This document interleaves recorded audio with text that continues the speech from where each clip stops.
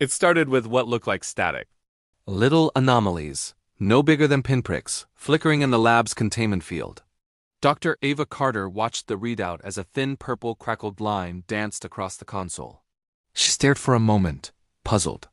The quantum realm, once a stable refuge for the Ant-Man project, was sending signals no one understood. For years, the quantum realm had been something of a scientific miracle, a subatomic expanse where time, space, and matter could be bent or broken. Scientists and heroes alike had explored its mysteries, extracting energy, rescuing allies, and sometimes solving the impossible with a quick descent into the miniature universe. But everything was built on one assumption: the quantum realm would remain stable. That assumption was about to be shattered. In the days following the first anomaly, instability spread. In the Carter facility, containment fields started surging without warning. Sensor arrays began feeding impossible values to the scientists. One evening, when the team was running a quiet observation, a sudden cascade surge escalated the readings by orders of magnitude. Monitors shrieked as the frequency of quantum fluctuations spiked. Someone yelled to abort, but it was already too late.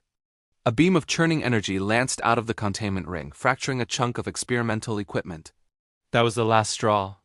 The lab was evacuated, and Dr. Carter found herself in a briefing room, standing before the director and a parade of government agents. They wanted answers. Why was the quantum realm now unstable? What changed? The team pored over data.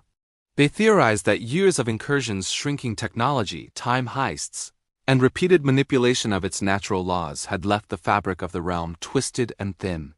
Each expedition, each experiment, had left behind scar tissue. Now, the entire plane was writhing, desperate to heal, or perhaps to unravel. In the weeks that followed, cascading failures became routine. Quantum beacons blinked in and out of existence. Scientists operating remote drones watched helplessly as their probes were stripped to atoms by violent quantum currents.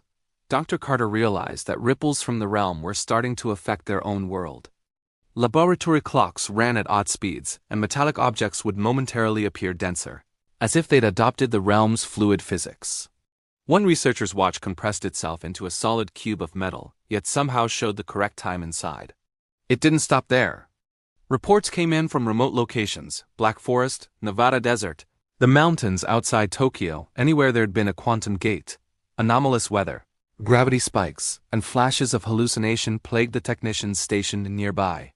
Sometimes it was worse. Whole laboratory wings flickered out of sync with the world, as if caught in shuddering mid-frames.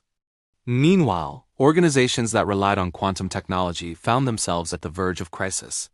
Shielding failed, timeline monitoring devices recorded paradoxes, and the intelligence community started to panic.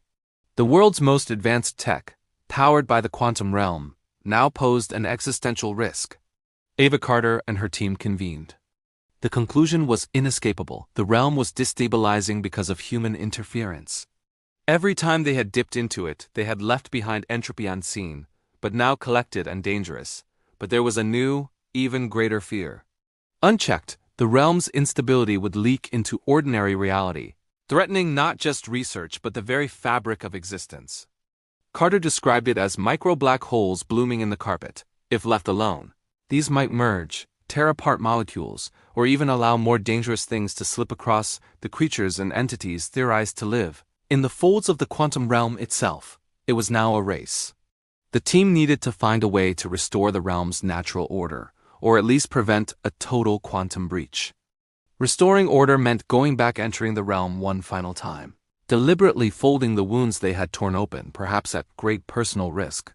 Carter assembled a crew of specialists, quantum engineers, physicists, and one reluctant former Avenger, now an adult advisor. They suited up, knowing the realm's instability could strand them, or worse. Their plan was delicate: recalibrate the anchors, release the built-up energy, and sow the tears in spacetime using precision instruments. The mission was harrowing. Within the realm, physics broke down by the second. Sometimes they shrunk endlessly, sometimes grew, sometimes spun around and arrived where they'd started. Phantom objects floated by, remnants of past experiments and maybe hints of failures unseen. They worked quickly, dodging lashes of unstable matter, racing to implant the stabilizer devices. The final step meant facing the very maelstrom that threatened reality, an eye of quantum disorder, bent on tearing apart anything in reach. Somehow they succeeded. With the final recalibration, the wild quantum currents calmed. Their sensors indicated space was holding, for now. After what felt like days, yet no time at all, they surfaced. On their return, the realm was scarred but holding. The scientists left with a warning. Further incursions would tip the balance again, perhaps irreversibly. The story of the quantum realm had changed. It was no longer an endless well of possibility, but a fragile frontier one that humanity would have to respect. And as Dr. Ava Carter recorded the last report, she glanced at her reflection in her lab window, half expecting to see herself flicker. You never really know what the quantum realm is until it almost walks out into our world.